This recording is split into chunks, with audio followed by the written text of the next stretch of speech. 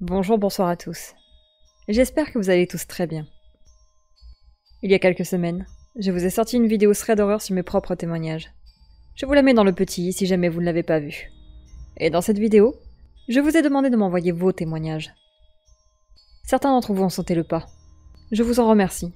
Et je vais aujourd'hui vous conter 3 témoignages qui m'ont été envoyés par des abonnés.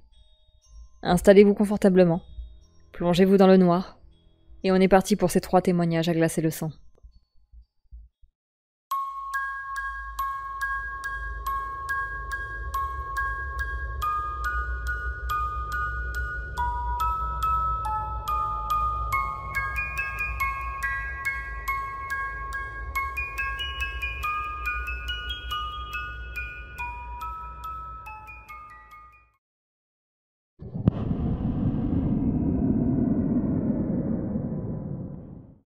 La première histoire nous vient de Sylvan.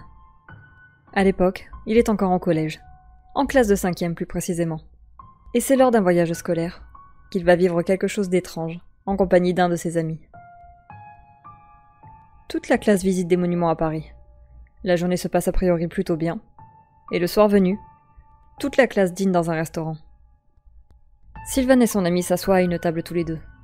Ils discutent, et au bout de quelques minutes, une dame d'une 50aine d'années s'installe avec eux.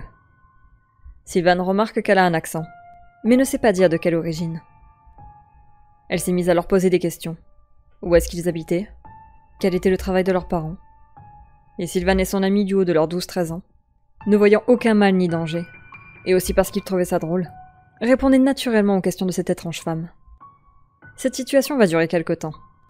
Mais au bout d'un moment, un professeur va venir voir Sylvan et son ami, et leur dire qu'il était temps de partir. Après ça, le professeur va finir par leur dire que cette femme les suivait depuis le début de la matinée. Évidemment après ça, Sylvan et son ami étaient beaucoup moins rassurés. Ils ne s'étaient aperçus de rien toute la journée. Et pendant le reste de leur voyage, ils ont fréquemment jeté un coup d'œil par-dessus leur épaule. Mais n'ont jamais revu cette femme. Alors la grande question maintenant c'est... Qu'est-ce que leur voulait cette femme?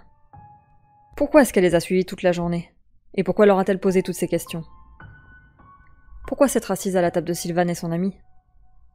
Est-ce qu'elle les avait pris pour cible pour un éventuel enlèvement, ou autre chose? Je vous laisse nous exposer vos théories en commentaire. Je pense que ce sera intéressant d'avoir vos avis.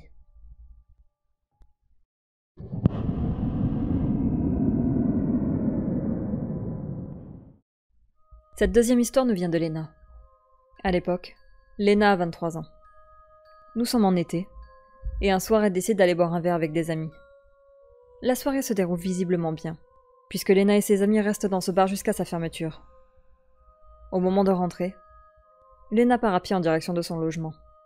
Elle habite à une 20aine de minutes à pied de leur lieu de rendez-vous, donc elle décide de partir de son côté, pour laisser ses amis rentrer directement chez eux. Sacré courage de la part de Léna, parce que personnellement, je n'aurais jamais osé rentrer à pied si tard. Le chemin se déroule normalement. Léna ne voit rien de bizarre, mais arrivée à 500 mètres de chez elle, elle remarque une camionnette blanche. Là, le cœur de Léna s'accélère. Elle a immédiatement un mauvais feeling en apercevant ce camion. Mais elle se dit néanmoins qu'il ne faut pas être parano, et se mettre à flipper à la moindre camionnette suspecte. Léna reprend ses esprits et continue son chemin. Mais elle s'aperçoit que la camionnette s'est mise à bouger. Elle la suit. Quand Léna s'arrête, la camionnette s'arrête. Quand elle reprend sa marche, la camionnette se remet à avancer. Léna peut en être sûre. Elle est bel et bien suivie par cette mystérieuse camionnette. La peur va commencer à monter, et Léna va prendre la décision d'appeler sa meilleure amie pour lui expliquer la situation. Elle sort son téléphone et lance son appel, malgré les 15% de batterie qui lui restent. Elle explique donc la situation à son amie, et celle-ci décide de rester au téléphone avec Léna, jusqu'à ce qu'elle soit en sécurité chez elle. Là, la camionnette s'arrête de nouveau, mais cette fois-ci, au niveau de Léna. Un homme qu'elle qualifie de louche lui propose de la déposer quelque part. Bien évidemment, Léna refuse, mais bien évidemment, l'homme insiste. Au bout d'un moment cependant, après plusieurs demandes de l'homme, et autant de refus de la part de Léna, l'individu louche va finir par partir, non sans faire une remarque à Lena sur son physique, en lui disant qu'elle est belle. Elle finit par rentrer en toute sécurité chez elle, et quelques jours plus tard, elle retrouve de nouveau ses amis. Lena et sa meilleure amie expliquent ce qui lui est arrivé quelques jours plus tôt.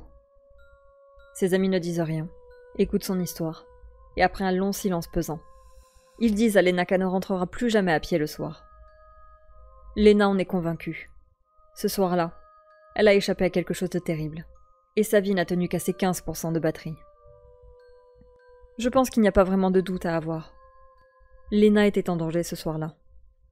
Je ne sais pas ce que lui voulait cet homme, mais à mon avis, il ne lui voulait pas du bien. Est-ce que le fait qu'elle ait été au téléphone à ce moment-là a dissuadé l'homme de tenter quelque chose? J'attends vos avis en commentaire.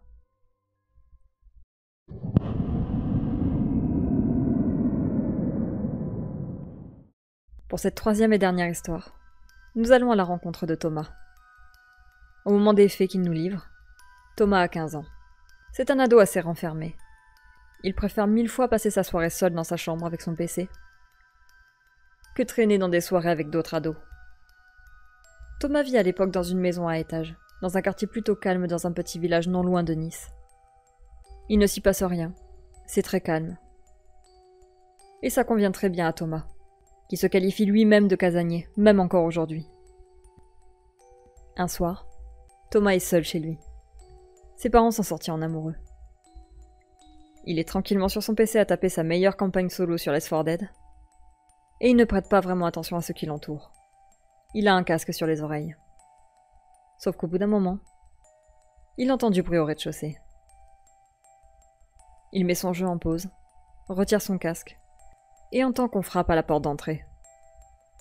Je précise que les lumières de la maison sont éteintes, y compris la chambre de Thomas. Seul son écran de PC émet une faible lumière. Là, Thomas est un peu saoulé. Qui vient frapper à la porte à cette heure-là? Il décide de ne pas descendre, de reprendre son jeu, mais instinctivement, il ne va pas remettre son casque sur ses oreilles. Et vous allez voir qu'il a très très bien fait. Les minutes passent, Thomas continue à jouer, mais il n'est plus autant à fond dans son jeu. Il a un mauvais pressentiment, mais il ne sait pas dire pourquoi. Au bout de quelques minutes, du bruit se fait de nouveau entendre au rez-de-chaussée. Sauf que là, ce n'est pas quelqu'un qui frappe à la porte, mais un bruit de quelque chose introduit dans la serrure. Thomas est soulagé. Ses parents sont rentrés, et il va pouvoir arrêter de flipper pour rien. Sauf que la porte met beaucoup trop de temps à s'ouvrir. Alors soit ses parents sont beaucoup trop bourrés pour trouver le trou de la serrure, et ils galèrent à ouvrir, soit, eh bien ce ne sont pas ses parents. Et ce n'est pas une clé qui essaie d'ouvrir la porte. Le cœur de Thomas commence à s'accélérer. Il s'approche discrètement de la fenêtre de sa chambre, pour voir s'il aperçoit la voiture de ses parents dans l'allée. Rien. Ses parents ne sont pas rentrés. Thomas va immédiatement attraper son téléphone et appeler son père, qui va par chance décrocher très vite. Thomas va expliquer la situation à son père, et celui-ci va lui dire de ne pas bouger, et qu'ils vont vite rentrer. Sauf que rester assis dans son coin à attendre, ce n'est pas au goût de Thomas. Il va alors avoir l'idée de sortir de sa chambre et d'allumer les lumières de la maison, y compris celle du porche. Au moment même où la lumière de l'extérieur s'allume, Thomas remarque directement que les bruits dans la serrure cessent, et il entend quelqu'un partir en courant.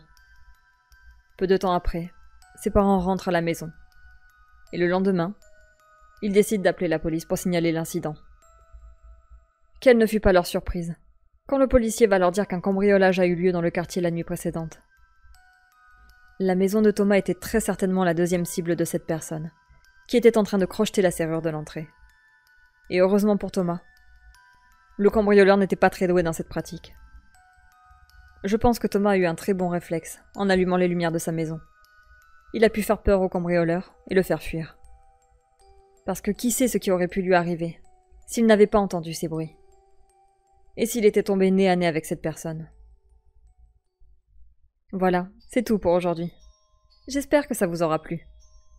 N'hésitez pas à me dire en commentaire ce que vous en avez pensé. Et n'oubliez pas de vous abonner également. En attendant, moi je vous dis à très vite pour une nouvelle vidéo. Verrouillez bien vos portes. Et surtout, jetez toujours un coup d'œil par-dessus votre épaule.